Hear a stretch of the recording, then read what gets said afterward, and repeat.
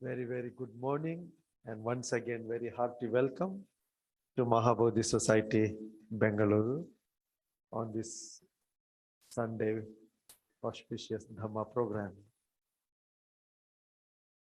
The Vasa is going on.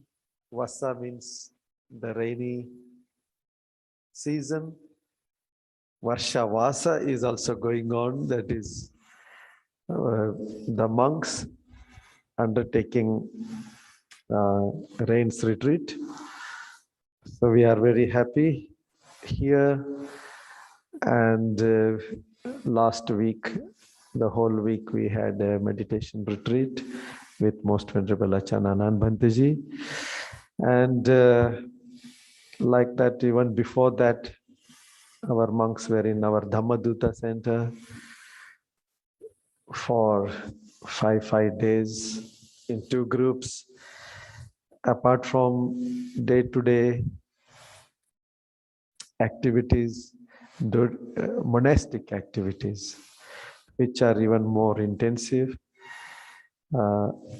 These retreats, meditation programs are more and more intensely held during this Varshavasa. So this Varshavasa,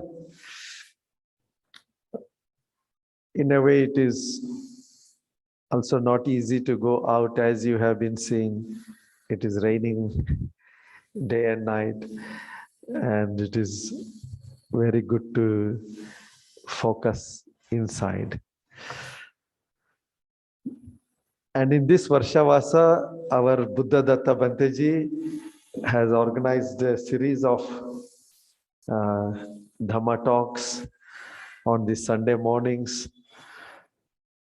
as a kind of course, Varshavasa special course on, this time it is on Paramis, the 10 noble qualities. The Paramis which help you to go towards enlightenment.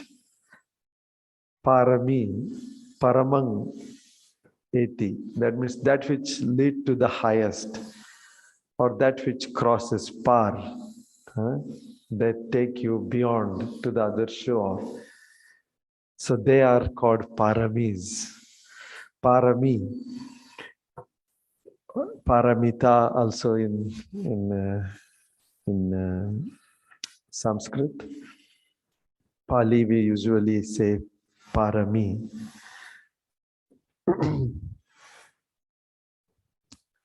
Now, what is a parami? Parami is also a kusala kamma, good action. Punya kamma, a wholesome action. But there is difference. All the good actions that we do, so they may be wholesome, they may become paramis, or they may not become paramis. So what is that qualifies a meritorious action to be parami? First of all, it should be free from tanha, mana, ditthi.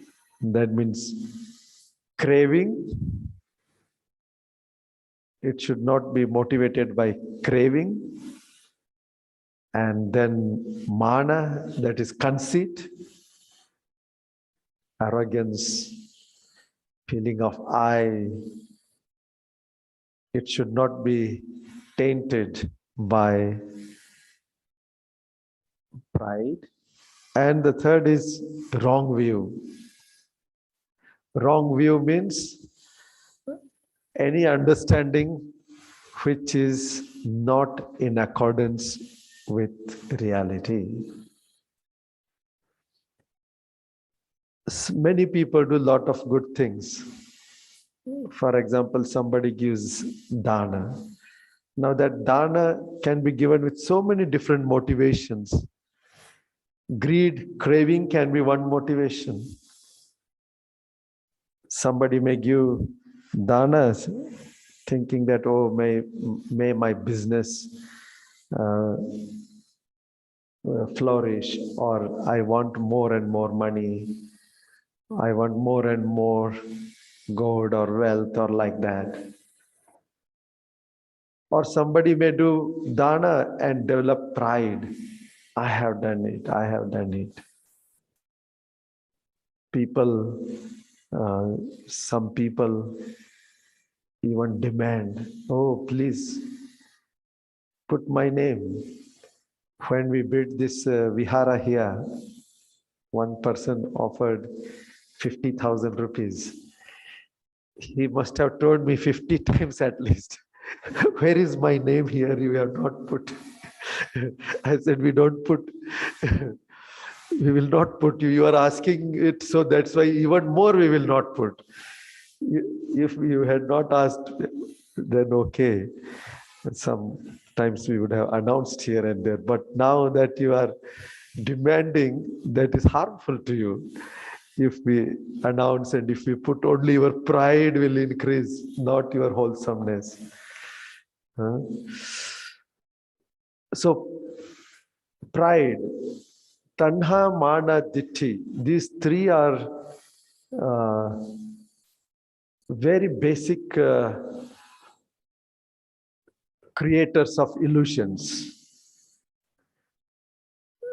Tanha says, this is mine.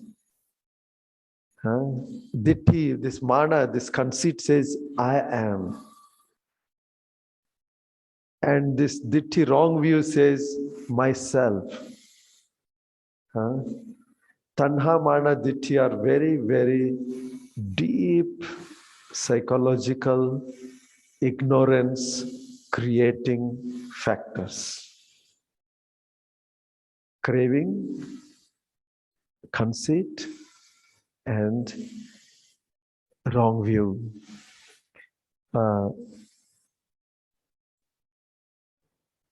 Eso hamasming, eso me atta.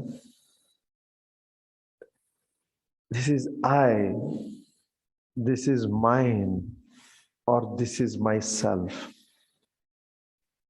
These three ideas, they come out of these three. Mana creates I-ness. Tanha creates mind, holding. And ditthi creates my something permanent entity. So a punya karma, when you do, if it is free from tanha, craving, conceit, and wrong view, it qualifies as parami. That is from negative side. The positive things, it should be associated with Mahakaruna and wisdom, upaya kosala, skillfulness. All these things make an action parami. And that parami is directed towards nibbana. That which takes us to the highest. That understanding should be there. So this is about small introduction about parami. Out of the 10 paramis, we have finished dana parami, shila parami, nekkhamma parami. Dana is giving, generosity. Shila is our moral practice. Nekkhamma is renunciation, non-attachment. Today we will deal with paññā-pāramī, the fourth one in line of the 10 paramis. Fourth is paññā, that is wisdom. Fifth one is virya-pāramī, that is effort. And then khanti-pāramī, that is patience. Satya is truthfulness, satya. Adhitthana is determination, mental power, determination. Metta is loving kindness and upekha is equanimity. These are the 10 qualities. When you develop and develop and develop to one level, then you are ready to become an arahant, enlightened person. The only thing you need is Dhamma, listening. You have to get Dhamma from the Supreme Buddha and you become enlightened. You develop it further and further and further. You don't want to be arahant, but then you develop to the second level. Then you will become Pacceka Buddha. That means without anybody's help, you will be able to discover yourself, enlightenment. That is Upa-pāramī. First level is called Parami, next is Upa-pāramī, and the third level is called Paramatha-pāramī. You develop further and further and further, perfect at the third level, then you will become Sammasambuddha, like our Sammasambuddha. What is the power of Sammasambuddha? Power of Sammasambuddha is, that is self-discoverer. He discovers on his own without anybody's help and aid. Not only that, after discovering, he has the ability to teach. So 3 levels. Buddha has the ability to discover himself and teach. Pacceka Buddhas have the ability to discover themselves, but they cannot teach. The third is Arhantas. They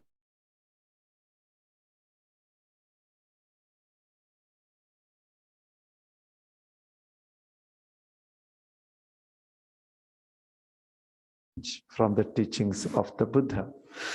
So these are the 3 different levels.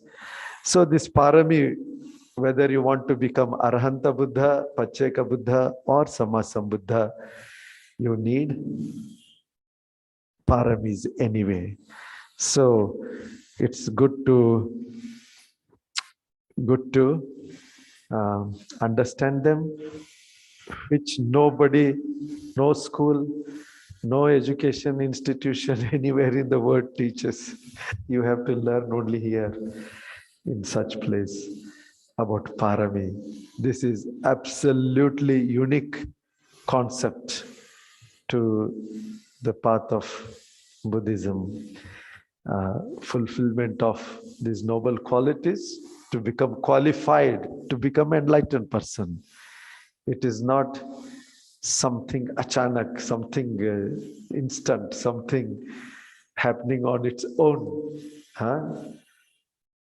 It needs hard work. So three paramis we have studied already. Today is paññā-pāramī. Paññā is such a beautiful quality. Paññā is wisdom. Wisdom is knowing. Paññā, pajanati. Pajanati means to know clearly. Say there is darkness in this hall. You cannot see anybody here. Then suddenly you put on light. Can you see? Can you see? Can you see if there is light? Sure? If your eyes are closed? Yes.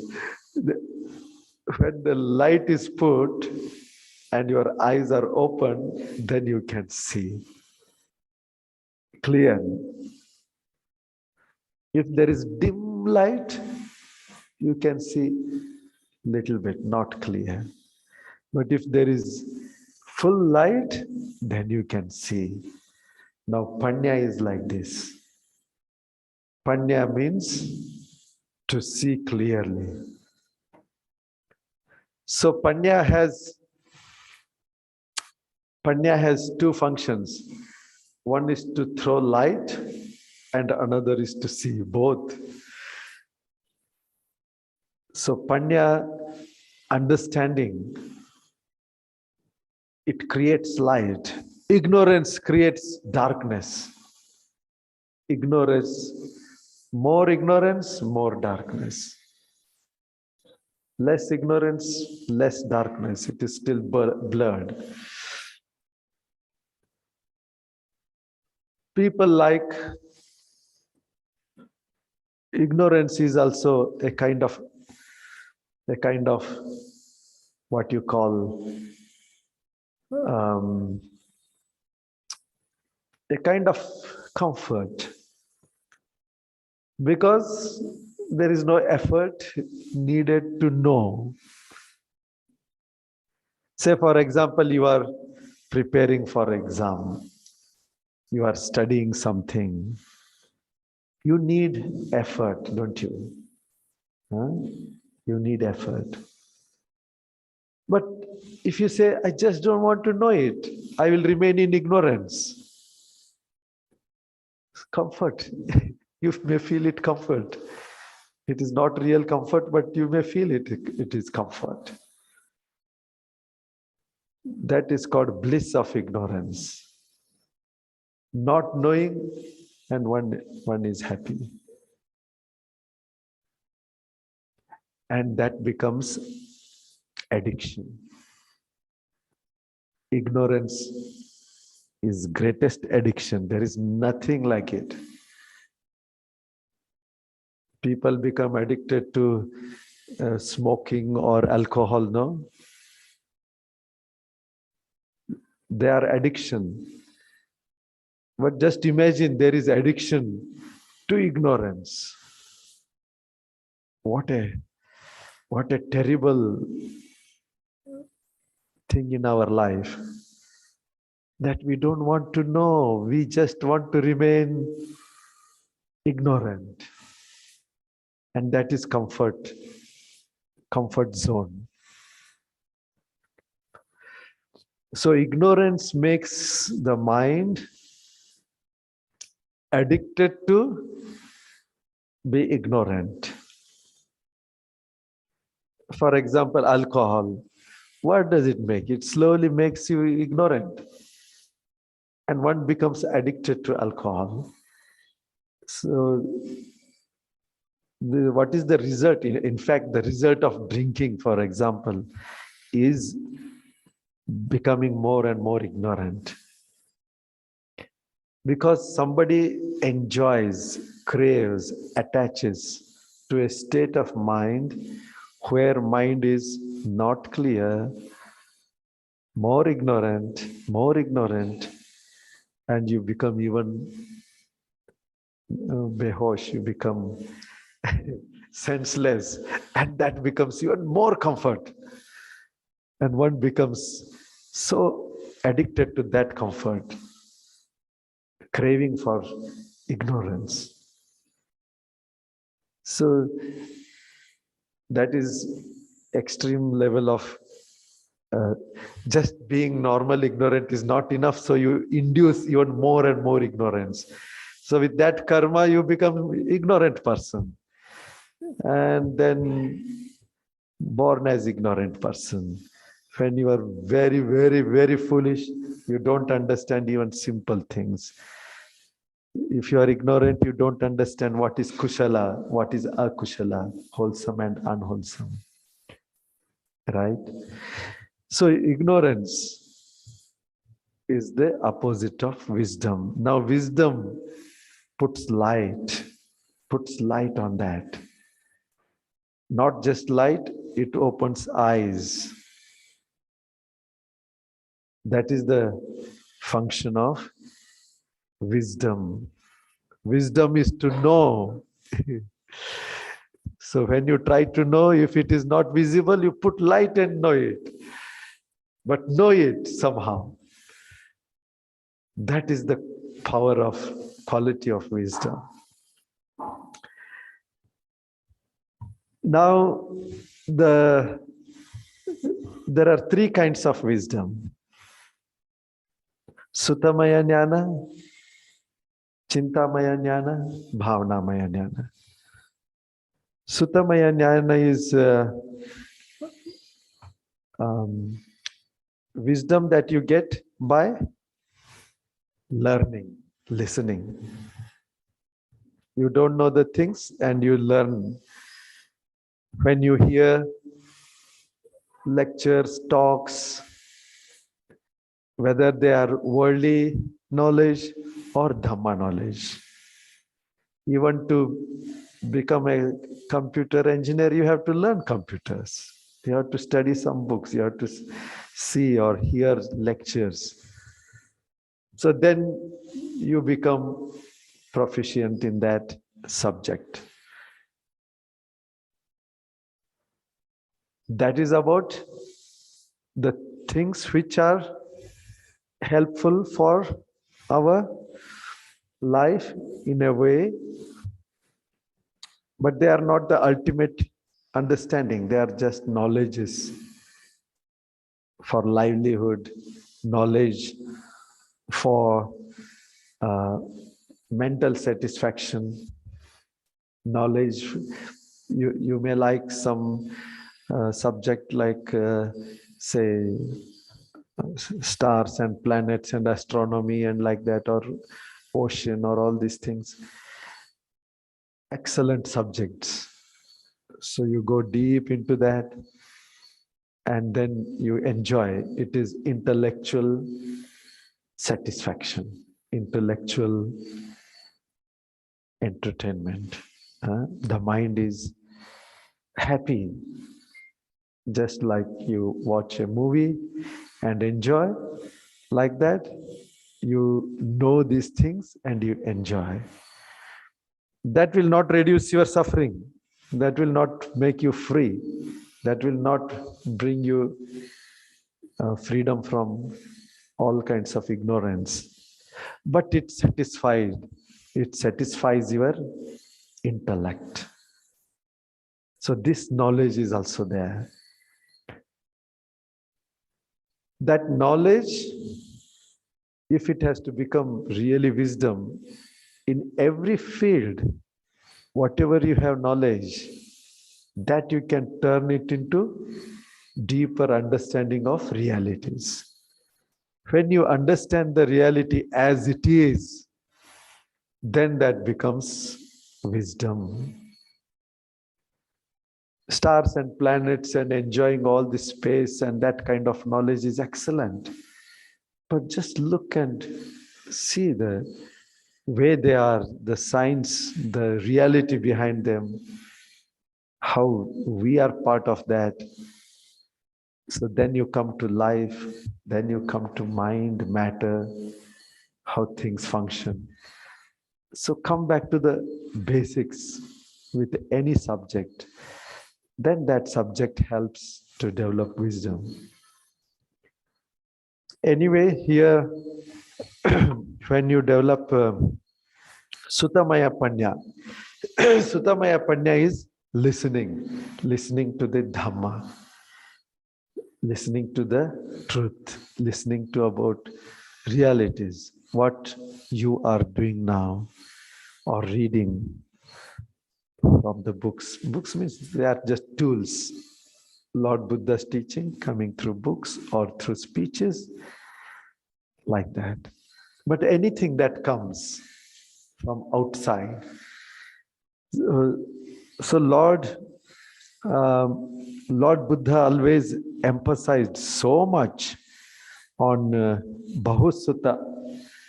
Bahusutta is one of the greatest requirements. Bahusutta means to learn, to listen to Dhamma again and again. That helps your wisdom to open.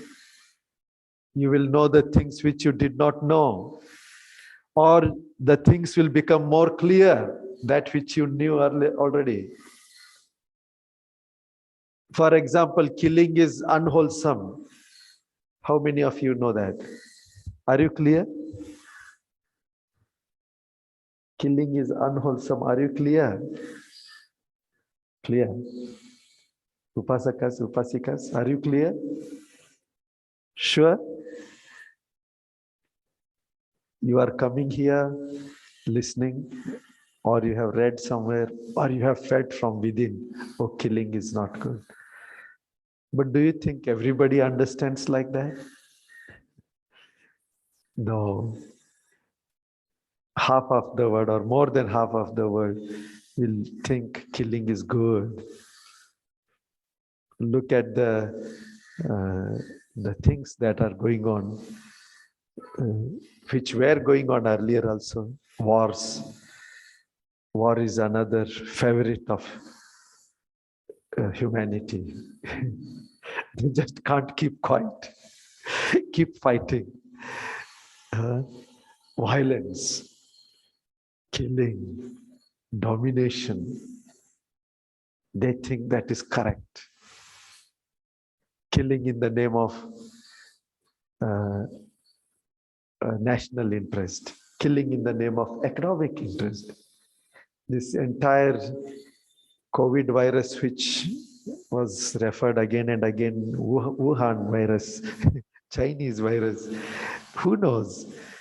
Things have been experimented and they are being experimented. People can become merciless. They can plan to kill people with this kind of virus or chemicals, whatnot. Okay, forget about that. There they have self-interest or hatred or like that. What about sports? Fishing, that is also killing, no? Nicely somebody sits and reading paper, somebody is doing fishing, and that is considered as very nice, happy life.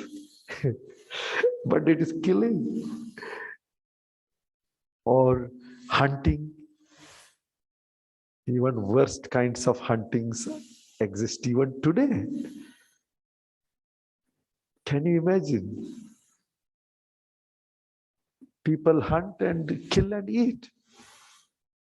As simple as that. You'd go and tell them, hey, killing is not good. Will they accept? They will say, get lost. That is our way of living. And killing is also, it used to be considered as kind of award and reward and trophy. Go and see in Mysore Palace, there are elephant and tiger and these things. So they are like trophies. So people can have this kind of wrong understandings. Okay, that is still in the name of survival, this and that. Then there is even horrible wrong view of killing in the name of sacrificing, in the name of religion, in the name of God, in the name of deity, in the name of black magic, overcoming black magic, in the name of this and that. Something considered as punya, killing as punya. Killing was papa. Now it has turned out to be totally opposite. Killing became punya. Now this is total ignorance. So wisdom is to know correctly. So we may know a lot of other knowledges. They don't bring you that understanding that to know according to reality. Killing brings dukkha to oneself and others. When you kill, it brings its phala, fruit, and that fruit is also dukkha. Anything that brings dukkha is unwholesome. Simple. So wisdom makes you to understand this, and it brings to the right thing. So for that we have to hear what is kusala, what is akusala. We ourselves are not so great, wise people. If we were wise, we would know, but we are not wise. That's why we need to hear. So we need to hear from Samma Sambuddha. What is right, what is wrong, how to do right, how not to do wrong, how to develop goodness. Now, how to develop wisdom, that's what we are learning, no? Parami. Very interesting. So, Suttamaya, here, listen to Dhamma teachings, discourses, Dhamma Sakacha, discussions. Then mind becomes, how do you develop? Careful study, careful listening, careful learning, careful memorization, interrogation, and investigation with mindfulness energy. You see, all these are needed. Study, listening, learning. Learning is knowing. Memorizing is very important factor. Memorization is power of the mind. Interrogation, that is questioning. Memorization, there used to be, there is some examination methods where children memorized and then wrote and then they forgot. So education is said that is wrong way. Memorization is no good. Then first they went to the extreme of memorization. Then they went to the other extreme of totally throwing away memorization method. They said memorization no need. The thing is, memory is a mental power.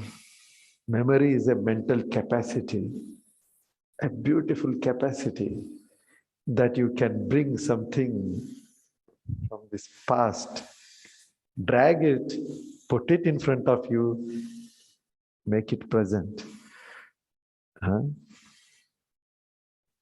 Amazing power of the mind, isn't it? And memory means it also develops sati, mindfulness.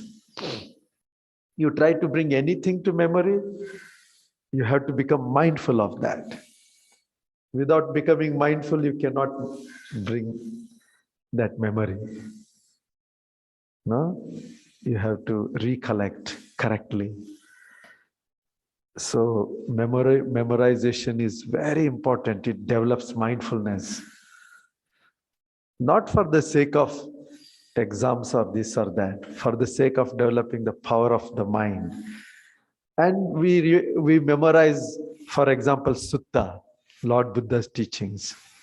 So great. Any place, anywhere, we cannot carry all the time our books or your laptops or your mobiles to hear and check like this. Make your mind supercomputer. It is supercomputer. Just organize a little bit. And you will get that, Lord Buddha said like this. In this sutta, Buddha says like this. Now this is my situation. Let me use this. So like that, memory is a very great tool for developing sati, mindfulness, and also it comes very handy as our understanding. So wisdom needs all these things. Interrogation is questioning, asking questions. Lord Buddha says, no, whose wisdom develops? One who asks question, their wisdom develops. Ask questions. Questioning means searching. Pariyesana. Lord Buddha says, Arya Pariyesana. I went in search of nobility. Arya Pariyesana. Satya Pariyesana. Satya Gavesi, the searcher of truth, one who goes in search of truth. So that is first level, learning, listening and learning, that which we take from outside. The second level of wisdom is Chintamaya. After taking from outside, we contemplate, we think, and we develop through reflection, penetration. So like that, it is not just listening, but keeping in the mind and contemplating on that. I told you the example of killing. Now killing, for example, hunting is not good. Now you heard it. Then you think, oh, it is true. Hunting also means killing. Hunting also creates suffering.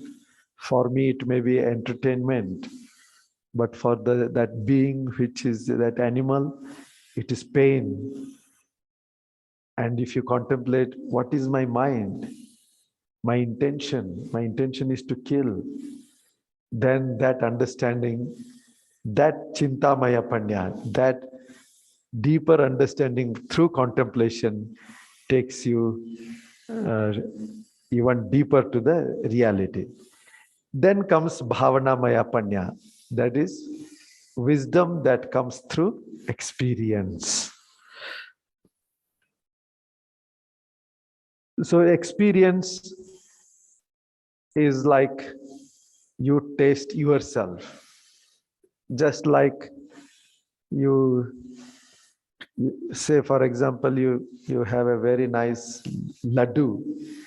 One nice laddu, if you eat and taste, that is your own tasting. It is not something imagination, isn't it? Somebody comes and tell you, oh, there is a thing called Indian sweet, very special sweet called laddu. It is very nice. Like that, so if somebody tells you, you of course you know it. Say somebody comes and tells you about some South American tasty sweet. What can you do? You have never seen it. Only you are hearing and hearing. What will you do? Hearing that, oh, it is like that, it is like that. And if somebody asks, oh, in South America, that is best tasty food. So it is like Sutamaya Paññā, hearing. And if you hear more about it, and if somebody tells, oh, that is made out of this, out of that, out of this sweet, like that, then you can think, oh, it is like this. It may be like this. So it becomes even little more deeper understanding. But still, you don't know exactly what is that sweet. But when somebody brings that sweet and offers you, and you eat it, then only you know really what is its real taste. That is your experience. So that is Bhavanamaya Paññā. So Sutamaya Paññā leads to Chintamaya Paññā, Chintamaya Paññā leads to Bhavanamaya Paññā. So Bhavanamaya Paññā is that which is experience and that which helps you to develop on the path of enlightenment. Experientially, you know. We speak about wholesome. Oh, don't kill, save animals is wholesome. Okay, listening is one level, thinking is another level. But actually you do it. One ant or something is dying and you somehow pull it out from water and save it, and that fellow runs so happily. A bird is injured and you take and give some medicine and that fellow flies with that love. Then you experience that. Oh, look, here somebody was in pain and I removed that pain. Such a wonderful feeling. Now that is experience of love.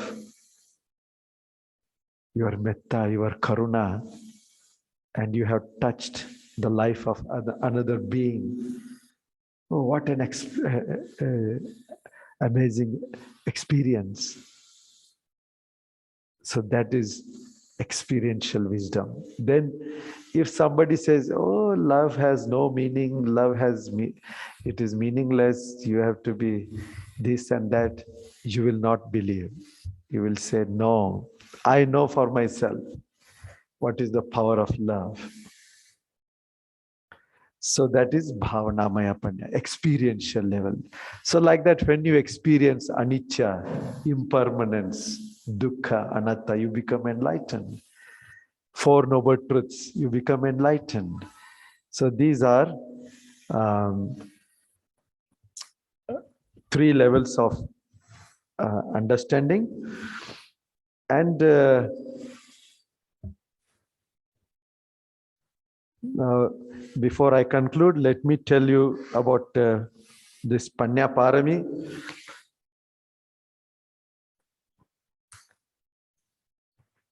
So with paññā-pāramī,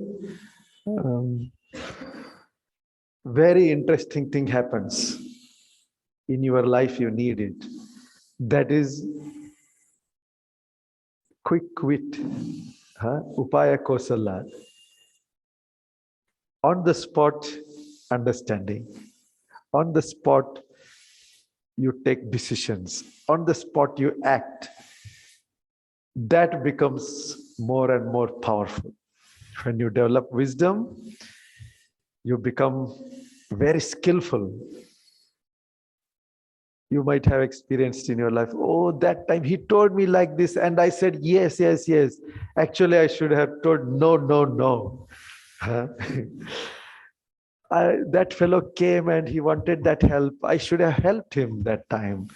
Instead, I said, come tomorrow, and that fellow is dead now. Like that sometimes happen, no? Because correct decision, quick decision. Our mind has to become quick, sharp, shining. Quick, sharp, and shining. So that is our training. Any given moment, you have to be fast, you have to be correct, and the result must come. It should shine. That will happen when you develop paññā-pāramī. Nice gift, isn't it? All the time regretting, oh, I should have done that, I shouldn't have done that. Better develop this paññā, become very sharp-minded. That is what paññā-pāramī helps in daily life. And paññā helps you to follow Shila correctly, so that mind becomes pure. You are not stealing because it is morally, ethically not right, and you have respect for that moral law. It's not because of somebody has commanded you, hey, do not steal, otherwise I will send you to hell. Not because of that, but because of your commitment and respect to this moral quality. That comes from wisdom.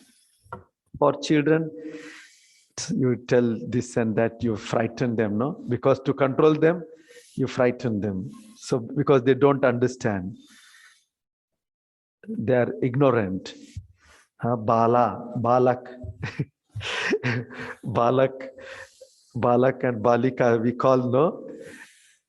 You know the real meaning of that, what is Balak and Balika. Not really so nice, but they are correct.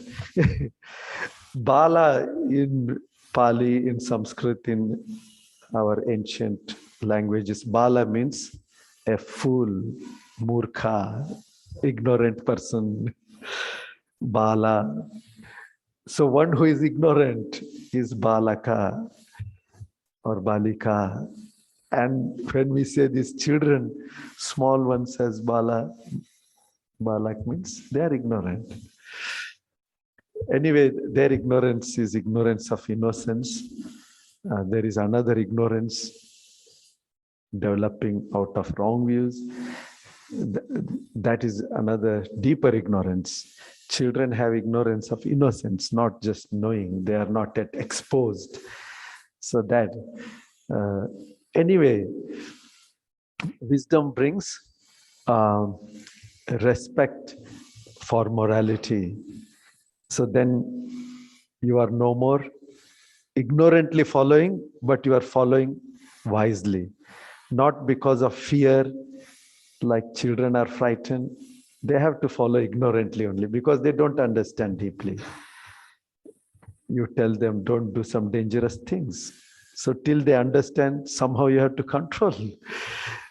So that is ignorance-based. Whereas wisdom-based morality is, you have clear understanding.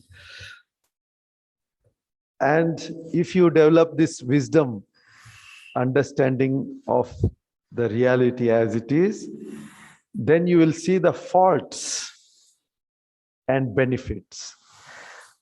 What are the faults? Faults of wrongdoings and faults of remaining ignorant. And you see the benefits of being wise. Very important point. Benefits of being wise, to know it itself is another part of wisdom. Because people are very comfortable with wrong things, faults, and they are happy in that. They don't see benefits of wisdom. We should be really, really thankful to Lord Buddha, teaching all these wonderful things. Otherwise, we remain ignorant. And your effort will flourish when you have wisdom. If you do something without wisdom, then that effort is meaningless effort. Somebody puts so much of effort, but no result. If you put wisdomful effort, then you get result. Like one of the nice stories Goenkaji tells, that Nava, these 4 people had a nice drink, and in the night they wanted to cross Ganga river. Whole night they were rowing and rowing that boat, and morning they saw that in the morning after paddling whole night, it was there only. They did not move even an inch. And in the morning when they came to senses, they saw that their boat was tied and they had not removed the rope. And whole night they were paddling and spending whole of their energy, enjoying the moonlight, looking up, not the reality. So if we put effort and if we don't have understanding, then all that effort goes waste. So wisdomful effort is needed. Patience is another wonderful quality that will flower into your heart when you develop wisdom, when you do things with wisdom. And then